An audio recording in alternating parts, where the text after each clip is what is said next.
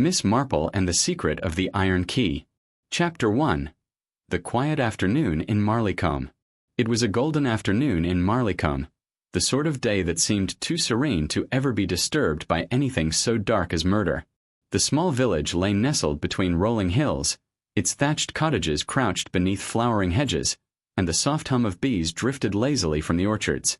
The church clock struck 3, its sound carrying across the green where children were playing a spirited game of tag while their mothers exchanged the latest news beneath the chestnut tree.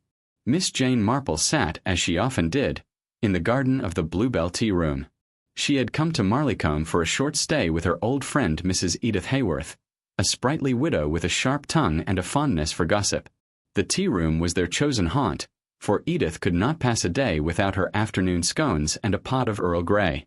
"I tell you, Jane," Edith said now, lowering her voice in the way that always promised the most delicious piece of scandal, "there's something rather odd going on at the manor house. Have you noticed?" Miss Marple, who was gently stirring her tea with a hand as delicate and steady as lacework, did not answer immediately. She had noticed, of course. One always did if one paid attention to the little things. A gardener dismissed suddenly, shutters drawn though the weather was fine, and that curious business of a late-night visitor when the village slept. "I think I have observed 1 or 2 peculiarities," she said mildly. "Peculiarities?" Edith scoffed. "That's putting it lightly. There was shouting in the courtyard last Tuesday night. Old Mrs. Bennet swears she heard it while fetching in her washing. And then there's that new housekeeper, Mrs. Langtry. Came out of nowhere, if you ask me. Shifty eyes. The sort of woman who wouldn't hesitate to water down the sherry if it suited her." Miss Marple's lips curved in the faintest of smiles. She had learned long ago never to dismiss gossip outright. People laughed at it, called it idle chatter, but there were always grains of truth buried within. And Edith, for all her exaggeration, had an eye for detail when it came to the comings and goings of Marleycombe. The tea was poured, the scones divided, and for a moment the quiet routine of village life wrapped itself around them like a familiar shawl. Yet Miss Marple's blue eyes, sharper than most ever suspected, lingered on the distant chimneys of the manor house. There was a tension in the air, so subtle that few would notice, but Miss Marple had long cultivated the habit of seeing what others overlooked. Later that afternoon, as the sun slipped lower and the shadows stretched across the cobbled lanes, a commotion arose near the green. A small crowd gathered by the lich gate of St. Margaret's Church, voices hushed and urgent. Miss Marple, walking with Edith toward the vicarage, felt the atmosphere shift like a chill breeze. It was Tom Pritchard, the blacksmith, who blurted out the news. "They've found him," he said, his face pale beneath its soot-stained skin. "Up by the manor. Dead he is. Dead as anything." There was a ripple of shock, gasps and whispers that spread like wildfire. Someone asked who. Tom hesitated, then spoke the name that set the whole of Marleycombe buzzing with disbelief. "Mr. Alfred Harrow." Edith clutched at Miss Marple's arm, scandal and dread mingling in her expression. "The master of the manor? Dead. Oh, Jane, what on earth can it mean?" Miss Marple did not reply at once. Her gaze was distant, fixed upon the iron key glinting in Tom Pritchard's broad, work-roughened hand. He had held it up without seeming to realize the significance, saying only that it was found near the body. Miss Marple's expression softened into one of thoughtful stillness. A quiet village, a sudden death, and an iron key lying where it ought not to be. The serenity of Marleycombe had been broken, and Jane Marple, though she did not yet know it, had just stepped into another mystery. Chapter 2 whispers around the green. By morning, the news of Alfred Harrow's death had spread through Marleycombe with the speed of summer lightning. From the thatched roofs of Rose Lane to the hedgerows by the mill, every villager had heard some version of the tale, each more embroidered than the last. At the baker's, Mrs. Blunt insisted the poor man had collapsed from a heart attack after quarreling with his nephew. At the post office, young Clara Briggs claimed she'd heard it was poisoning, the sort that doesn't leave a trace. Old Mr. Dobbs, polishing the brass on his shop front, shook his head and declared that Harrow had enemies.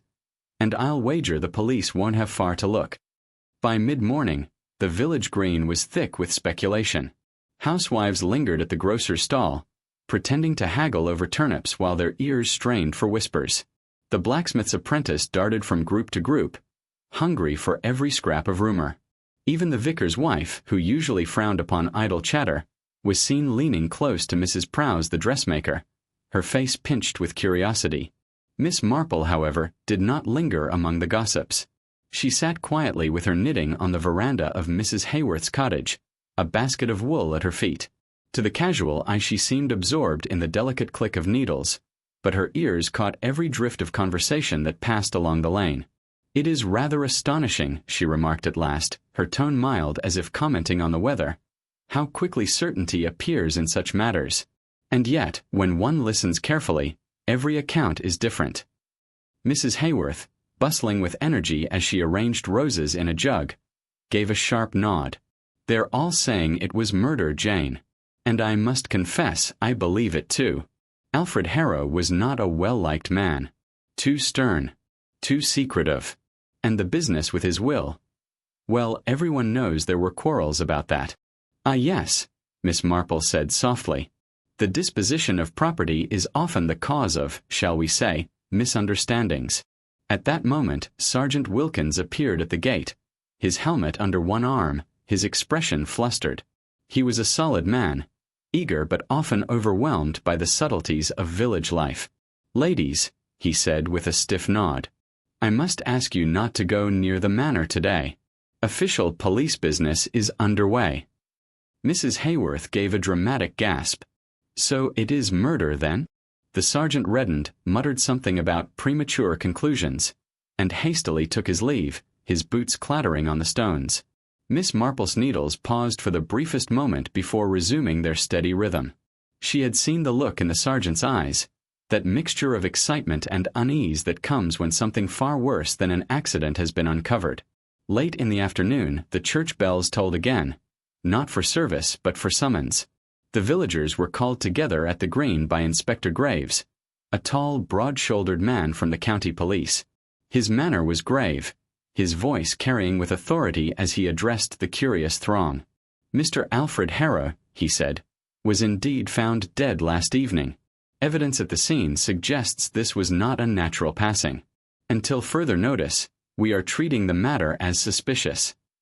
There was an audible stir, gasps muffled by hands and whispers exchanged like contraband.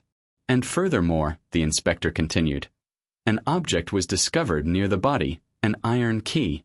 We do not yet know its significance, but we shall. In the meantime, I caution you all against wild speculation. Leave the matter to the proper authorities." The crowd dispersed in restless knots, muttering even more fiercely than before. Edith Hayworth clutched at Miss Marple's sleeve, her eyes alight with both fear and relish. "Jane, you heard him, a key. What could it mean?" Miss Marple's gaze lingered on the inspector's retreating figure. Her voice, when she answered, was calm, almost reflective. "Keys, my dear Edith, are curious things. They do not only open doors. Sometimes they close them. And sometimes they tell us whose hand has turned them." The words hung in the soft evening air, while the sun sank behind the elms, and the village of Marleycombe waited for the shadows to lengthen further. Chapter 3. The Manor House. The following morning dawned grey, a mist clinging low over the hedgerows and giving Marleycombe the hushed air of a place waiting for revelation. By 9 o'clock, a steady trickle of villagers had already found excuses to walk past the iron gates of the manor house.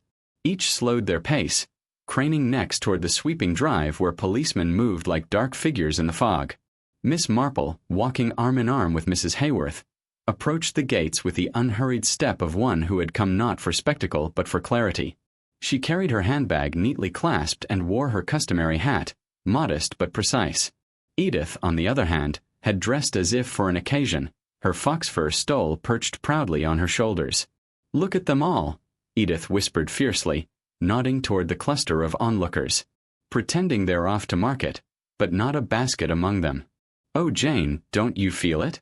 The whole place is different now, like a curtain's been drawn back, and we're all waiting to see what's behind it." Miss Marple's gaze drifted to the great oak doors of the manor, now flung wide open. A constable stood guard, barring entry, yet one could glimpse the dark hall beyond. For years, Alfred Harrow's home had been a subject of fascination. grand, forbidding, its walls whispering of secrets. It was Inspector Graves who appeared at last, striding down the steps with the controlled energy of a man who disliked being observed. He paused at the gates, his eyes sweeping the villagers, and spoke briskly. "Mr. Harrow's body was discovered in the library," he announced. "Time of death is not yet fixed, but evidence suggests sometime late Tuesday evening. Well, we're awaiting the doctor's confirmation, but foul play is strongly indicated." A murmur ran through the crowd. Someone asked if it was poisoning, another if it had been a blow to the head. The inspector silenced them with a raised hand. "As to the matter of the iron key," he went on, "it was found on the carpet near the body. No one in the household will admit knowledge of it. Until we establish its purpose, we shall treat it as an important clue." "Clue?" Edith breathed in Miss Marple's ear, the word quivering with excitement. Inspector Graves glanced about as though selecting his next move, and his gaze briefly rested on Miss Marple. There was the faintest flicker of recognition. He had met her before, years ago, in connection with another case. He gave a curt nod. By mid-afternoon, the inspector allowed the housekeeper, Mrs. Langtry, to escort a small group of villagers into the drawing-room, ostensibly to answer routine questions. Miss Marple, by virtue of Edith's unrelenting determination and her own quiet composure, found herself included. The room smelled faintly of lavender polish and old smoke. Heavy drapes muffled the light, and portraits of stern-faced ancestors stared down from the walls. Mrs. Langtry, a woman of stiff bearing and cool eyes, stood by the mantel, her hands clasped tightly. "I've nothing to tell," she said firmly when pressed.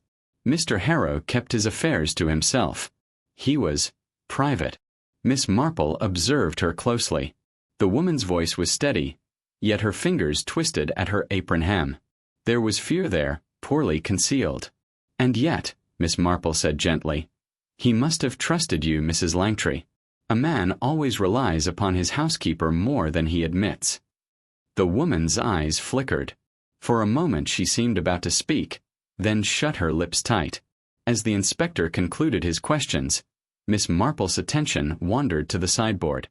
There, half hidden beneath a folded napkin, lay a small brass box, its lock broken. She noted the jagged edge, the way the lid did not close properly. Her mind, quiet as a still pond, turned this over. A broken box, a secret of master of the house, and an iron key lying where it should not have been. When she and Edith stepped once more into the misty air, Edith exhaled in a rush. "Well, Jane, what do you think?" Miss Marple adjusted her gloves with careful precision.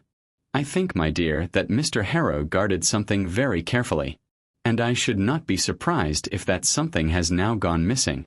Edith shivered, though the day was not cold. The mist curled around the chimneys of the manor, and in the village below, whispers swelled like an incoming tide. Chapter 4: Suspicions in the Village. The village awoke the next morning in a state of half-repressed excitement. The ordinary rhythm of Marleycombe life, the clatter of milk pails, the chime of bicycle bells, the cheerful bark of dogs, all seemed sharpened by an undercurrent of tension. A murder had occurred, and though the inspector had urged restraint, speculation was as unstoppable as the tide. At the grocer's, Mrs. Blunt declared loudly that she had seen lights burning in the manor library well past midnight on Tuesday. And don't tell me it was harmless, because nothing good comes from secrets kept at that hour.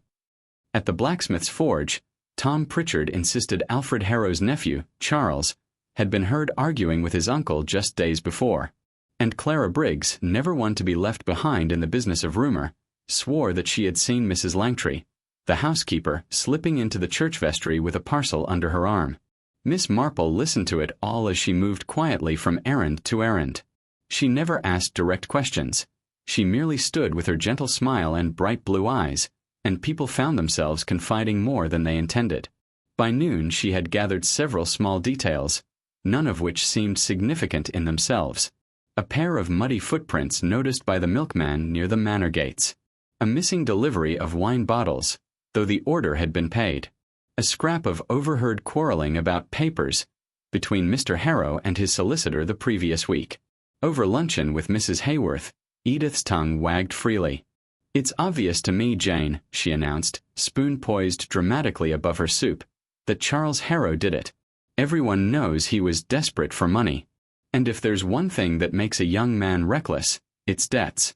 Why, I'd bet my best silver candlesticks on it." Miss Marple's knitting needles clicked softly. "Debts are troublesome things, Edith. But human beings do not always act as one expects. Sometimes it is not the person in want who commits a crime, but the one who fears losing something he already possesses." Edith frowned, but before she could protest, a knock came at the door. It was the vicar, Mr. Hughes, looking grave beneath his clerical collar.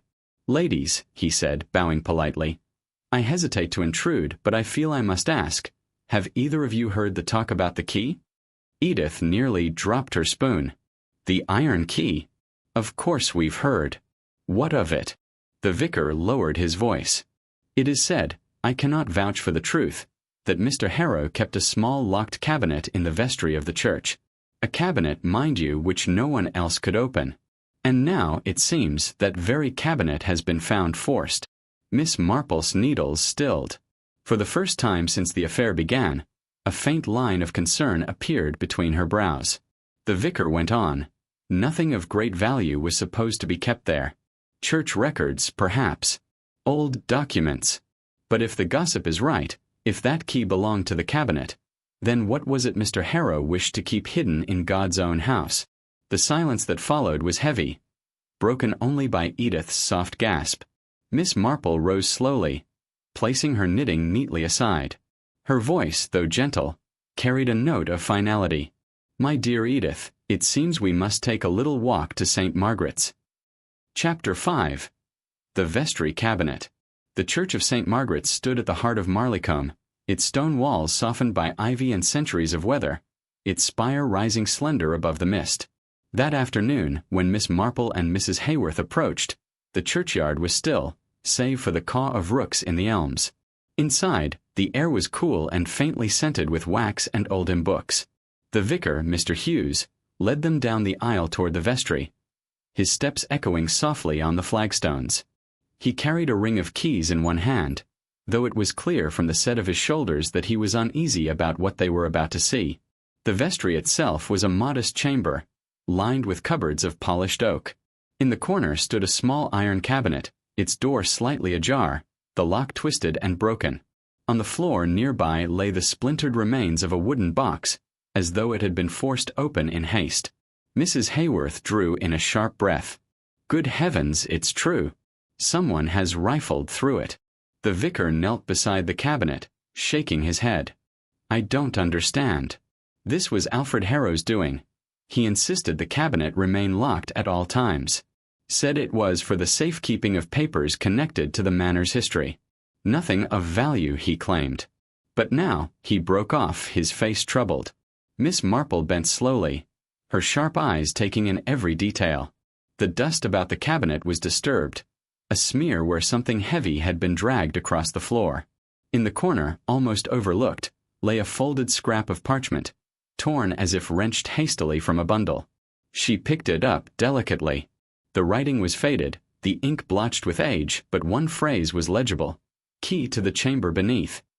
Her eyes lingered on the words before she passed the fragment silently to the vicar. He read it, his face paling. "A chamber beneath? There is no such thing," he said quickly as though to dismiss it. But his voice betrayed doubt. Miss Marple's expression was thoughtful, almost serene. "It is extraordinary," she murmured, "how often the past insists on pressing itself into the present. Secrets, you see, have a way of waiting for just the right moment to be found." Edith clutched her arm. "Jane, are you suggesting there's some kind of hidden room? Here, under the church?" Miss Marple's gaze moved to the worn flagstones at their feet, uneven in places, as though concealing more than age alone. "I am suggesting nothing, my dear," she said calmly. "But I should not be surprised if Mr. Harrow guarded more than old papers. And perhaps the iron key was never meant for this cabinet at all." The vestry fell silent, save for the faint tick of the church clock. Outside, the rooks wheeled and cried in the gray sky, as though echoing the unease that now settled over them. For the first time, Mrs. Haworth shivered. "Then where," she whispered, "does the key belong?" Miss Marple did not answer. She simply looked down at the flagstones, her eyes deep with quiet knowing, while the question hung in the air like smoke. Chapter 6. A Convenient Suspect. By the end of the week, Inspector Graves had made what he considered a significant breakthrough.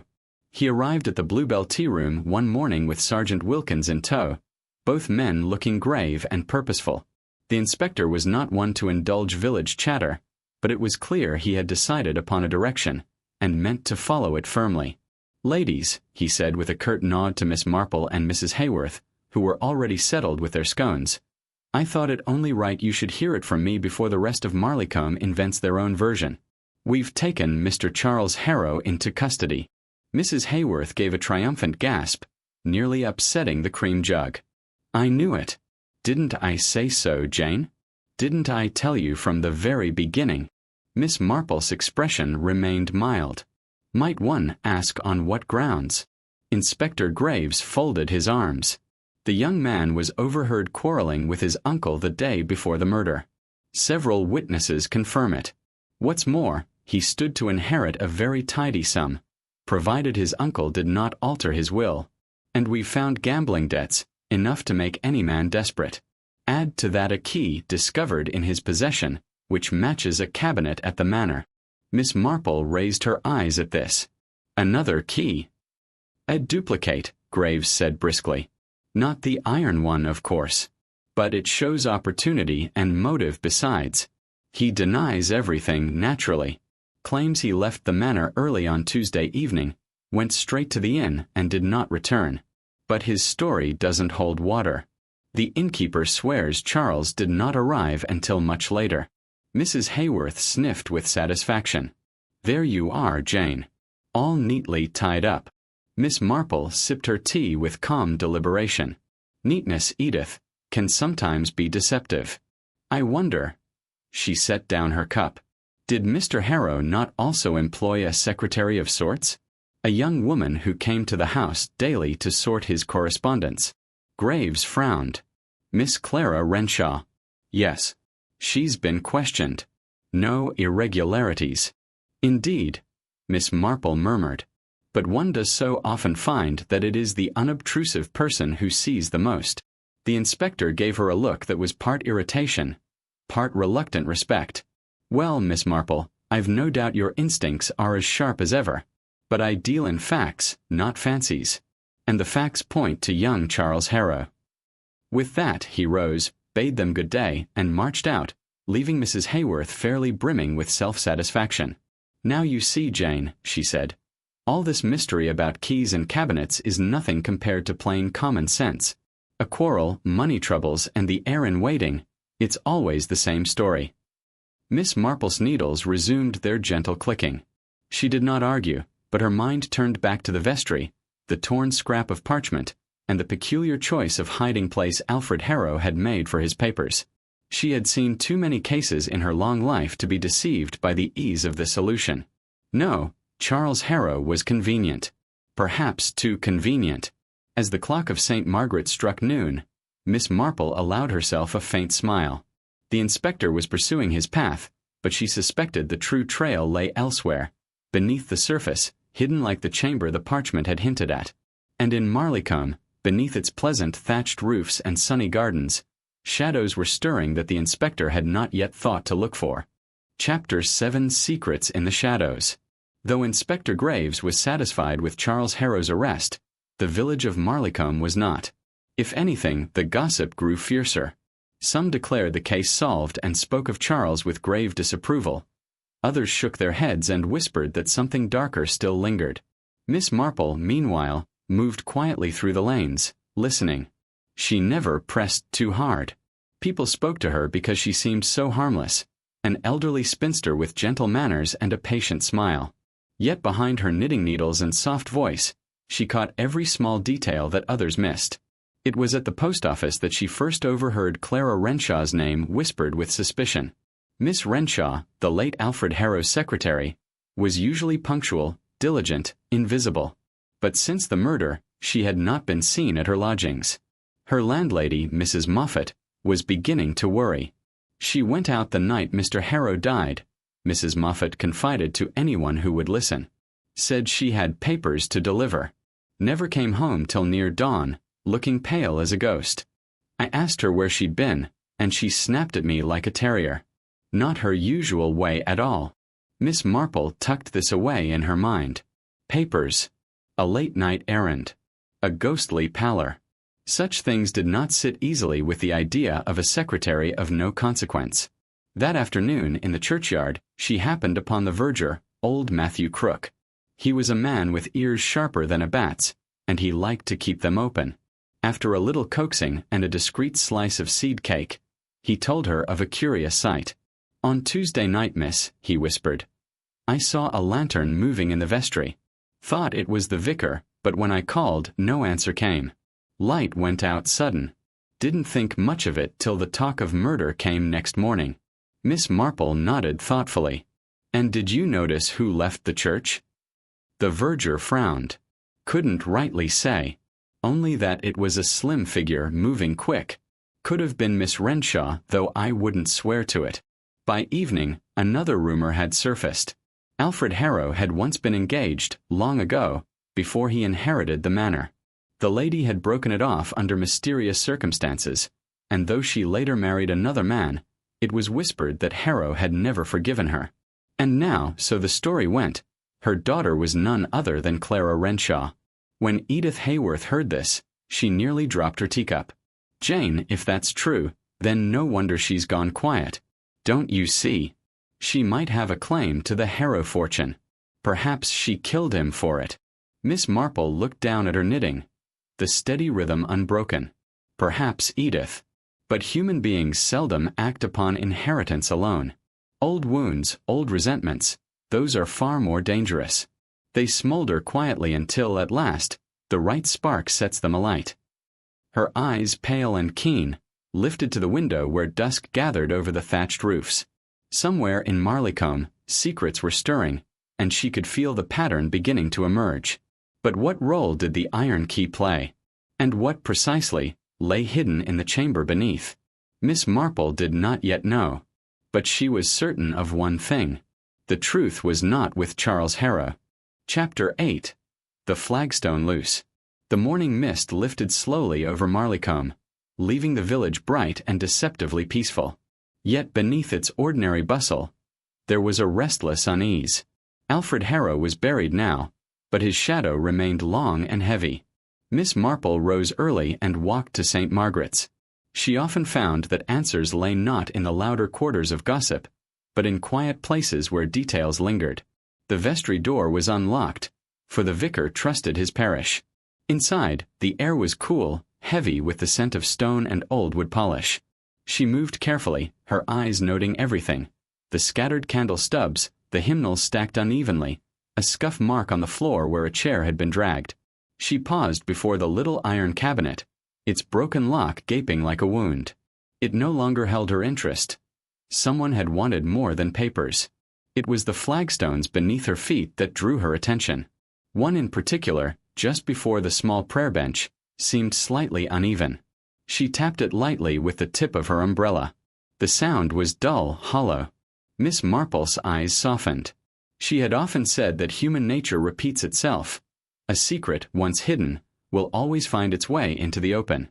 But buildings, too, carried secrets. And here, under the vestry floor, there was something concealed. She did not attempt to move the stone herself. Instead, she straightened and quietly left, her footsteps soundless. Outside, she found Inspector Graves approaching with Sergeant Wilkins. Their expressions harried. "Miss Marple," Graves greeted her with forced politeness. "I do hope you've not been meddling.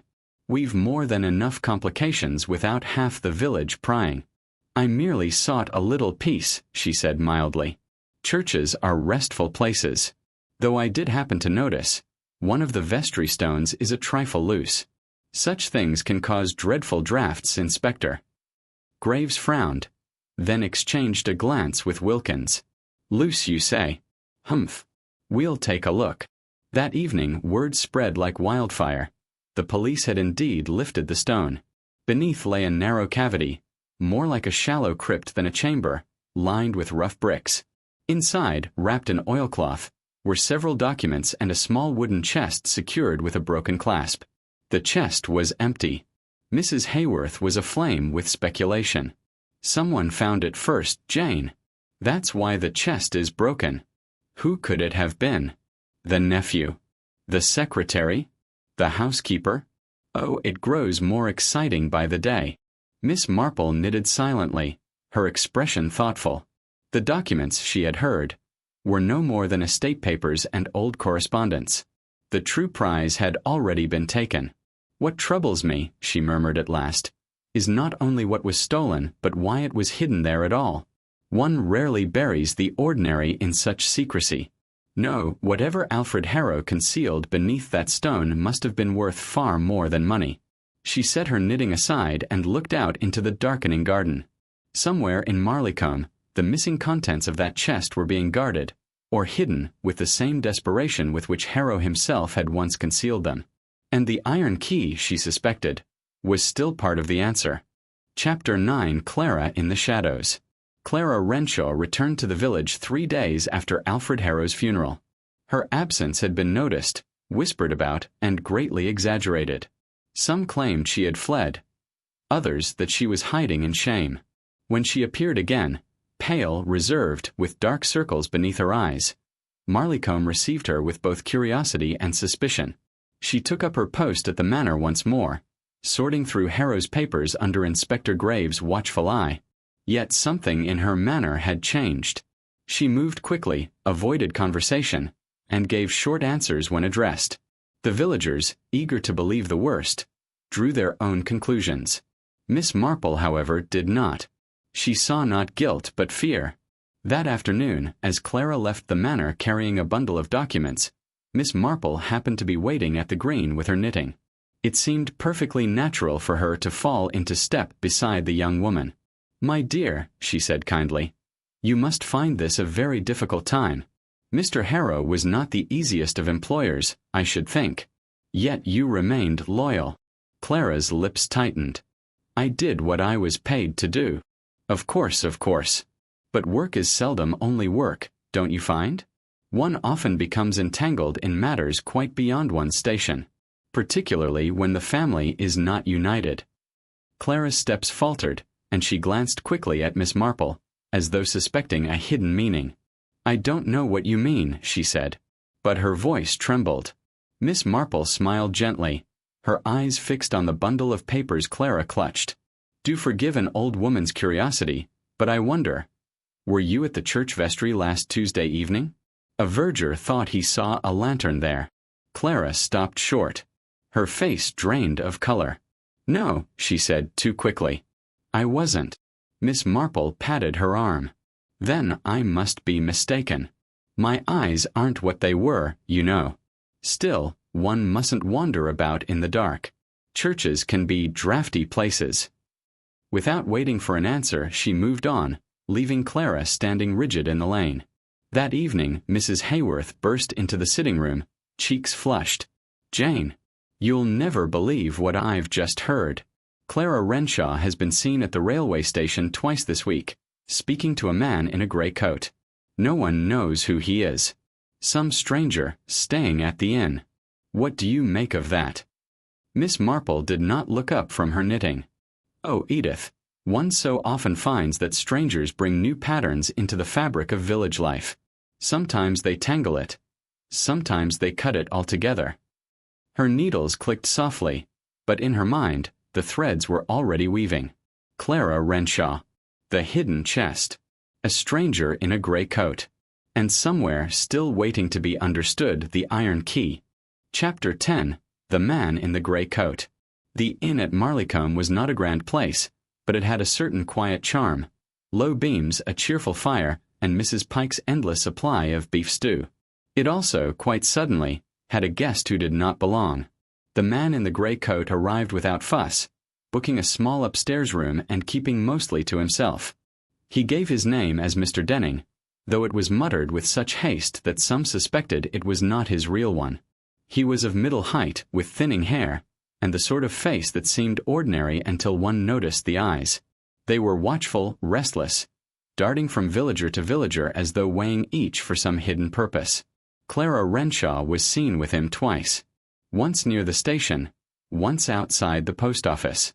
Their conversations were brief, tense, and always conducted in hushed tones. Clara's normally pale face flushed scarlet when she was spotted. Naturally, gossip spread. "Mark my words," Mrs. Hayworth declared over tea with Miss Marple. "He's blackmailing her. What else could explain it? That girl's caught up in something dreadful. I always said she looked sly." Miss Marple, her knitting in her lap, shook her head gently. "No, Edith. Clara is not sly. She is frightened. There is a difference." "But who is he, Jane? Why's he here?" "That," Miss Marple said softly, "is what we must discover." That evening, Inspector Graves paid a visit to the inn. He questioned Mr. Denning, but the man produced perfectly ordinary papers, a sales ledger, a business card from a London office, and insisted he was in Marleycombe on private business.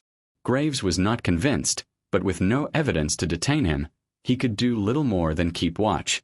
Miss Marple, however, had her own ways. She had always believed that truth revealed itself not in grand gestures, but in small details. And it was a small detail she noticed when she took tea at the inn the next day: the corner of an oilcloth-wrapped document protruding from Denning's coat pocket. The same sort of oilcloth that had wrapped the empty chest beneath the vestry flagstone. Her eyes lingered only a second before she looked away, her face composed. But in that instant she knew. The missing contents of Alfred Harrow's hiding place had found their way into the stranger's hands. The question was how? And more importantly, why? Chapter 11. Whispers of the Past. The villagers of Marleycombe had a talent for piecing together fragments of rumor into entire histories. Within a week, they had determined that Mr. Denning was everything from a London thief to a foreign agent. But Miss Marple preferred evidence to speculation. She set about her quiet inquiries, listening more than speaking. It was Mrs. Pike, the innkeeper, who first provided a thread. "Funny thing," she remarked while serving Miss Marple her tea, "he knew just where the post office safe box was. First morning he was here, asked straight out about the parcel hold. I didn't think much of it at the time, but now I wonder. Almost as if he'd been here before." Miss Marple's needles clicked softly. "Did he mention a name?" Mrs. Pike thought. "Yes. Said he'd once known a gentleman at the manor. Mr. Harrow, that was it. Years ago, in London." That night, Inspector Graves came calling. He had been to London himself, checking records. "Seems this Denning fellow didn't know Harrow," he told Miss Marple. "They worked together on some property deals years back. Denning went bankrupt, but Harrow came out richer than ever. There were whispers of fraud, but nothing stuck. Denning dropped out of sight after that." Miss Marple's eyes narrowed.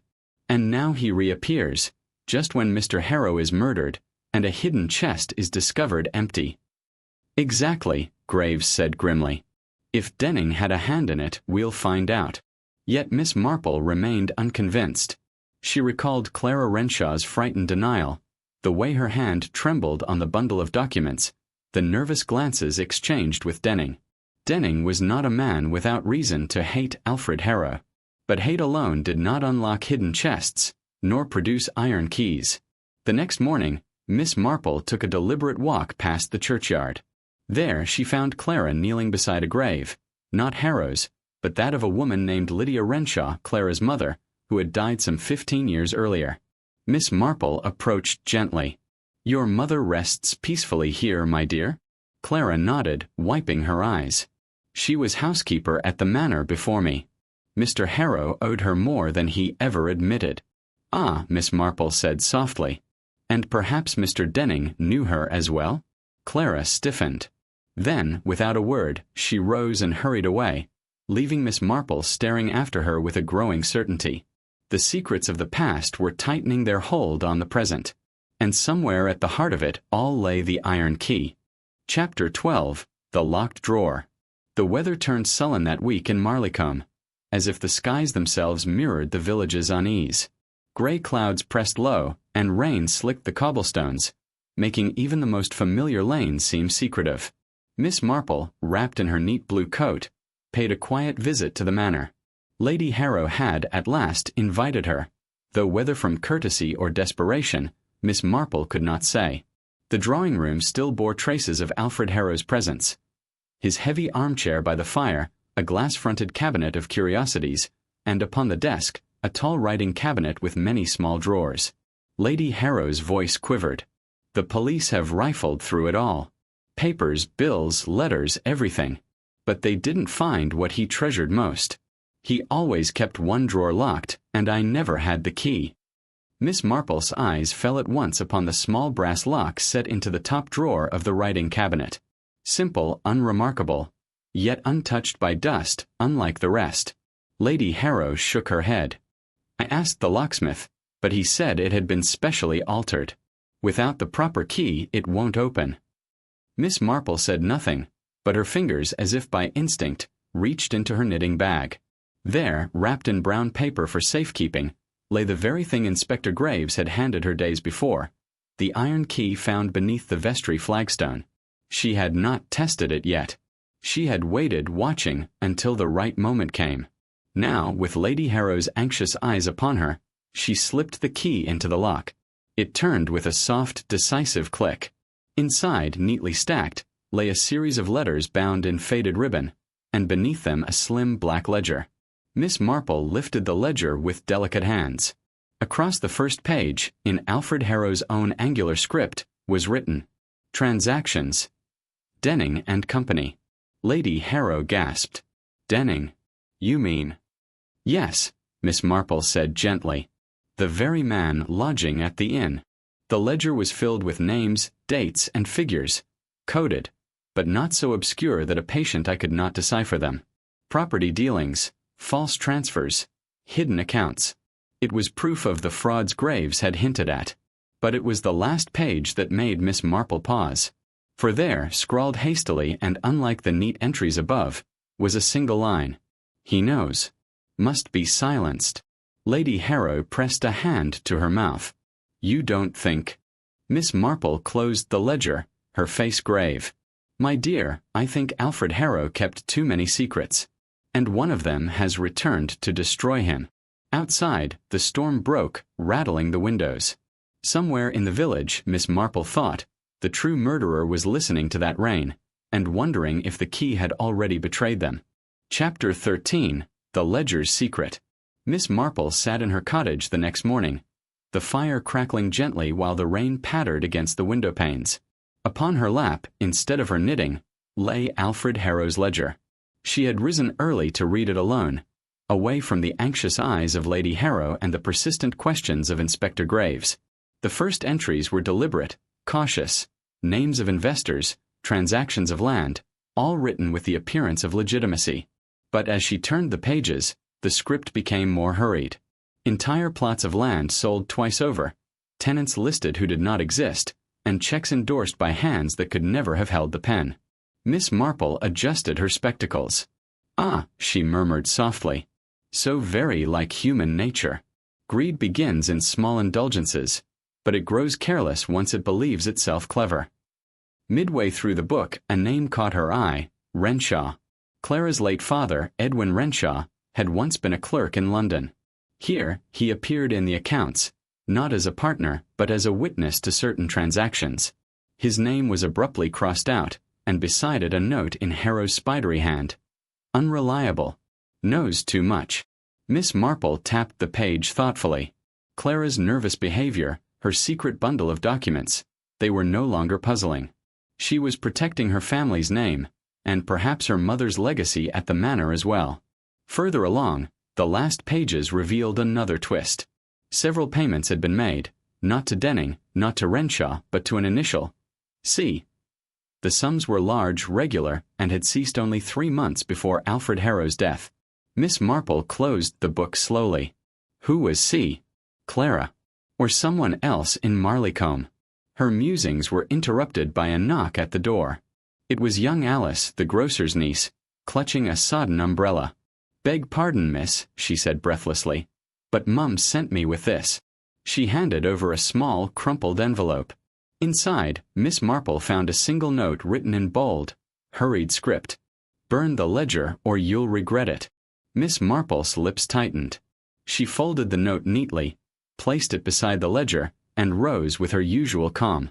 Someone in Marleycombe already knew the ledger was in her possession. Someone desperate enough to threaten her. But Miss Marple, who had lived long enough to understand both malice and fear, felt a quiet certainty. Whoever sent the note had made a mistake.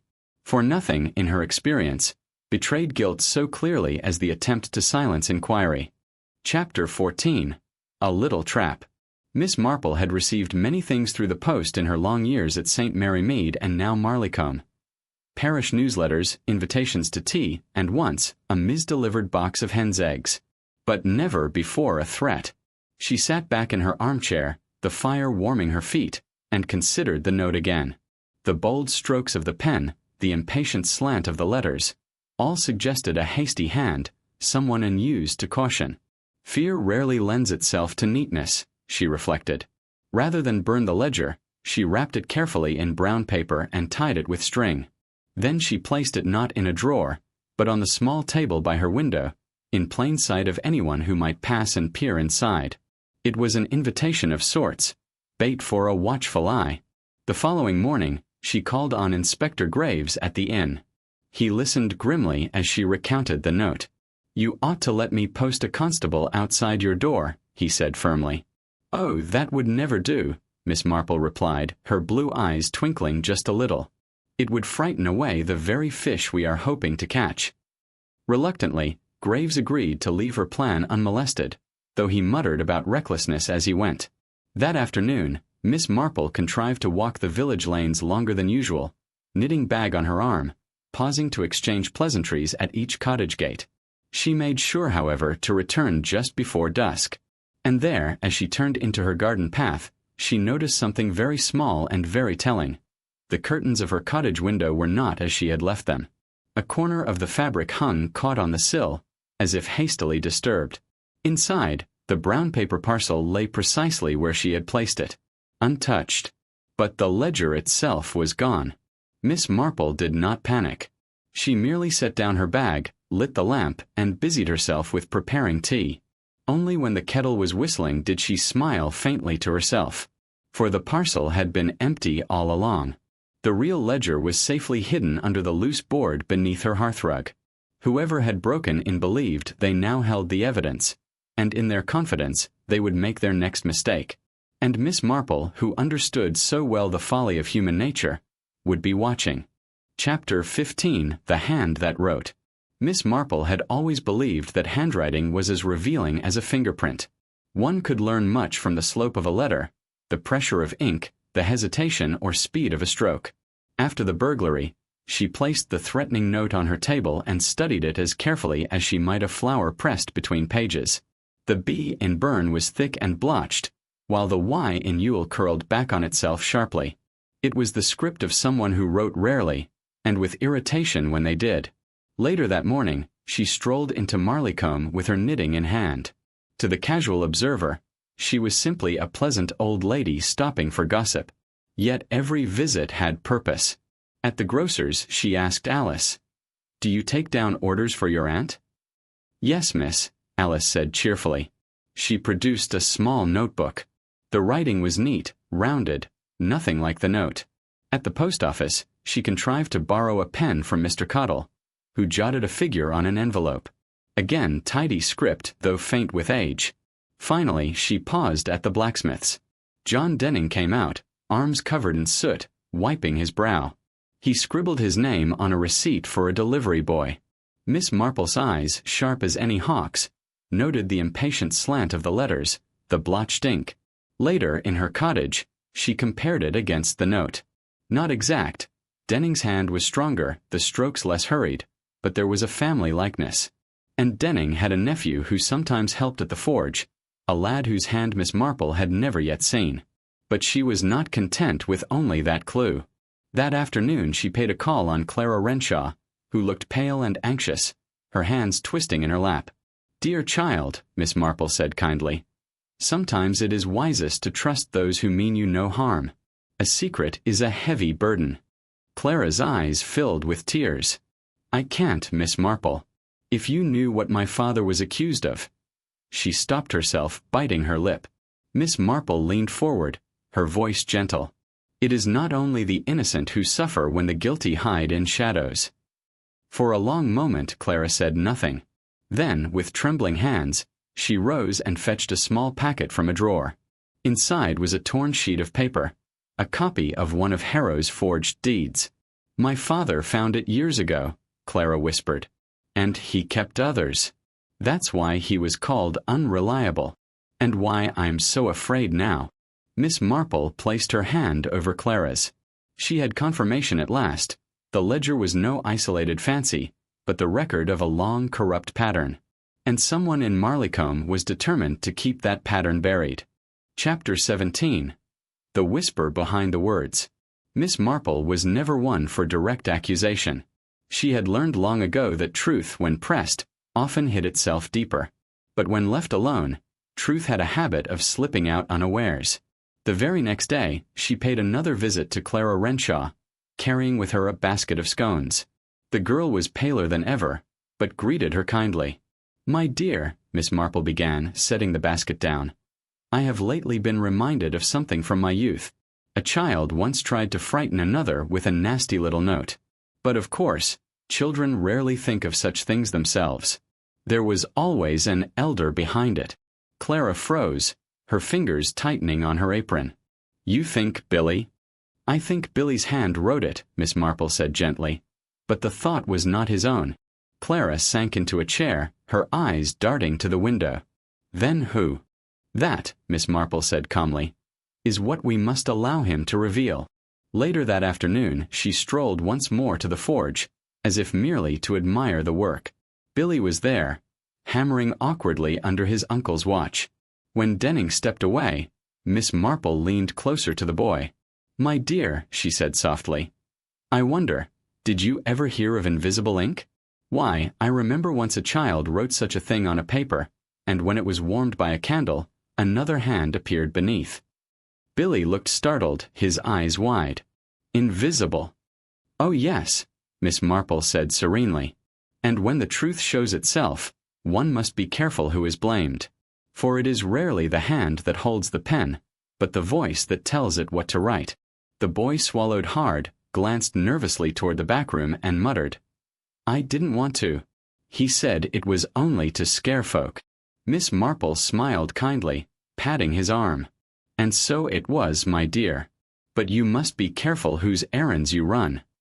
At that moment, Denning returned, his eyes sharp. What's this, Miss Marple? Filling the boy's head with tales. Only old stories, Mr. Denning, she said sweetly. Children do so love them. But as she walked away, Miss Marple's mind was clear. The whisper behind Billy's hand was not his uncle, but someone else. Someone Billy feared enough to obey. And if she was not mistaken, that someone had the most to lose should the iron key's secret be laid bare. Chapter 17. The Whisper Behind the Words. Miss Marple was never one for direct accusation. She had learned long ago that truth, when pressed, often hid itself deeper. But when left alone, truth had a habit of slipping out unawares. The very next day, she paid another visit to Clara Renshaw, carrying with her a basket of scones. The girl was paler than ever, but greeted her kindly. My dear, Miss Marple began, setting the basket down, I have lately been reminded of something from my youth. A child once tried to frighten another with a nasty little note. But of course, children rarely think of such things themselves. There was always an elder behind it. Clara froze, her fingers tightening on her apron. You think Billy? I think Billy's hand wrote it, Miss Marple said gently. But the thought was not his own. Clara sank into a chair, her eyes darting to the window. Then who? That, Miss Marple said calmly, is what we must allow him to reveal. Later that afternoon, she strolled once more to the forge, as if merely to admire the work. Billy was there, hammering awkwardly under his uncle's watch. When Denning stepped away, Miss Marple leaned closer to the boy. My dear, she said softly, I wonder, did you ever hear of invisible ink? Why, I remember once a child wrote such a thing on a paper, and when it was warmed by a candle, another hand appeared beneath. Billy looked startled, his eyes wide. Invisible. Oh yes, Miss Marple said serenely. And when the truth shows itself, one must be careful who is blamed. For it is rarely the hand that holds the pen, but the voice that tells it what to write. The boy swallowed hard, glanced nervously toward the back room, and muttered, "I didn't want to." He said it was only to scare folk. Miss Marple smiled kindly, patting his arm. "And so it was, my dear. But you must be careful whose errands you run." At that moment, Denning returned, his eyes sharp. "What's this, Miss Marple?" Filling the boy's head with tales. "Only old stories, Mr. Denning," she said sweetly. "Children do so love them." But as she walked away, Miss Marple's mind was clear. The whisper behind Billy's hand was not his uncle, but someone else. Someone Billy feared enough to obey. And if she was not mistaken, that someone had the most to lose should the Iron Key's secret be laid bare. Chapter 18. The Man in the Shadows. The forge's smoke still lingered in Miss Marple's shawl as she sat that evening by her fire. She replayed the boy's words in her mind. He said it was only to scare folk. It was not the phrase of a child acting on his own. It bore the rhythm of something repeated, perhaps even instructed. The question was simple. Who was he? The next morning, Miss Marple walked to the village shop under pretext of buying tea. She lingered by the counter, listening as women chattered. As always, gossip provided more than police reports ever could. "Billy's been running about at odd hours, haven't you noticed?" said Mrs. Porter. "Once, near the churchyard, long after dark. And didn't I see him near the vicarage with that tall man? What's his name, Carstone? The one who calls himself a surveyor?" Another replied. Miss Marple tucked that tidbit away. Mr. Henry Carstone had arrived months earlier, offering his services with maps and deeds. He was outwardly respectable, but there was a smoothness about him Miss Marple distrusted. And, importantly, he had dealings with the very properties tied to the Iron Key. That afternoon she contrived to pass the vicarage lane, where she found Billy lingering by the wall, fidgeting with a folded paper. She stopped, smiled kindly, and asked, "Running errands again, dear?" Billy jumped, trying to hide the note. "No, miss, only walking." Miss Marple's gaze softened. "Do you know, when I was a child, I too had to carry messages for grown-ups. It seemed very grand, until I realized it was their way of keeping their hands clean." Billy's face crumpled, torn between secrecy and relief. Finally, he whispered, "He told me not to say a word, or there'd be trouble." "And who told you, Billy?" she asked gently. Billy glanced nervously toward the vicarage. "Mr. Carstone. Said it was only a joke. Said no one would ever know it was me." Miss Marple laid a hand on his arm. "Thank you, dear. That was very brave. But remember, those who hide behind children are seldom friends worth keeping." When she returned home, her heart was troubled. Carstone's smooth exterior masked something more dangerous. A man who used a frightened boy to send threats was capable of worse. And Miss Marple knew with quiet certainty. The murder, the key, the forged deeds, all threads were drawing tight around Mr. Henry Carstone. But she also knew that a spider, when cornered, could strike. Chapter 19. A House of Deeds. Miss Marple had always found that men who prided themselves on cleverness seldom noticed an old woman's quiet persistence. Mr. Carstone was no exception. The very next day, she called at the vicarage under the mild excuse of delivering blackberry cordial for the Reverend's cold. As she expected, Carstone was there, bent over a pile of papers in the study, all neat maps and curling parchments. "Oh, Miss Marple," he said with polished courtesy, rising quickly. "Do forgive the mess. Land surveys are a dreadful tangle." Miss Marple peered mildly at the spread of papers. "Indeed they must be.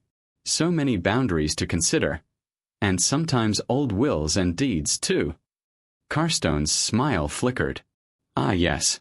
You know your law, Miss Marple." "Oh, not at all," she murmured. "Only that, in villages such as ours, land can pass in curious ways. Why, I remember a case in St. Mary Mead when a forgotten paper altered everything, though some people would rather it had stayed hidden." Carstone bent to shuffle his maps, but his hands were just a shade too quick. Miss Marple's sharp eyes noted a particular folded parchment that he slid beneath the others, marked with an unfamiliar seal. "I should imagine," she continued serenely, "that the discovery of a long-lost key could make quite a difference to such matters, especially if it unlocked a chest of documents that proved awkward." For the first time, Carstone's composure cracked. His smile became stiff. "I'm not sure I follow." "Oh, forgive me," Miss Marple said, rising as if to leave. "Just the ramblings of an old woman. One hears so many stories." She left him then, but her mind was racing. Carstone's reaction had told her more than words ever could. He had indeed been searching, not for treasure but for papers. And if the iron key opened the old chest rumored to be hidden beneath the forge, then Carstone's position was perilous indeed.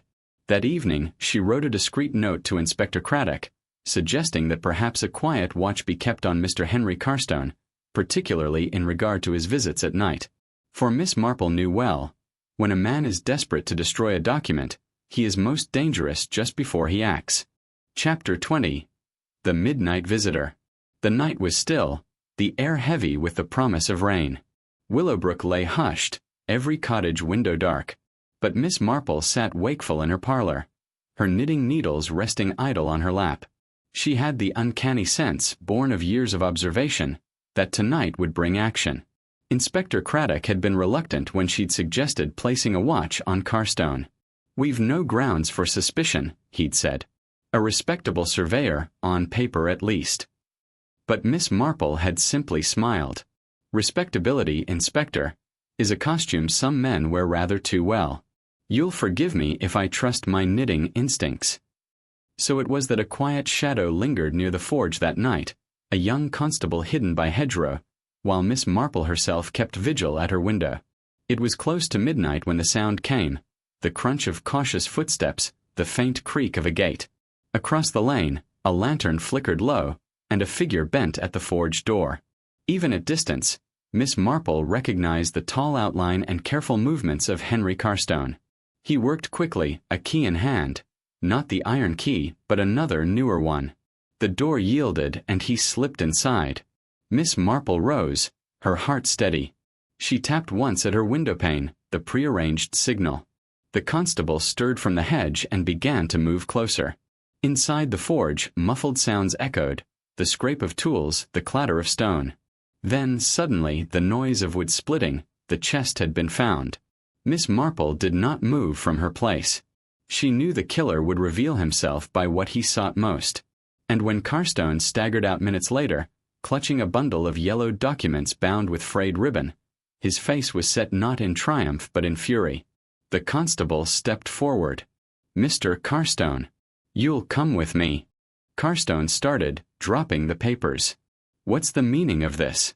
"You've no right, these are mine." From her doorway, Miss Marple spoke softly, her voice cutting through the night air. "Ah, but that is where you are mistaken, Mr. Carstone. They were never yours to take. And I think it is time we spoke of what you did to ensure they would never be found." Carstone's eyes darted wildly, his composure at last broken. For the first time, he looked less like a gentleman surveyor and more like a man caught in his own web.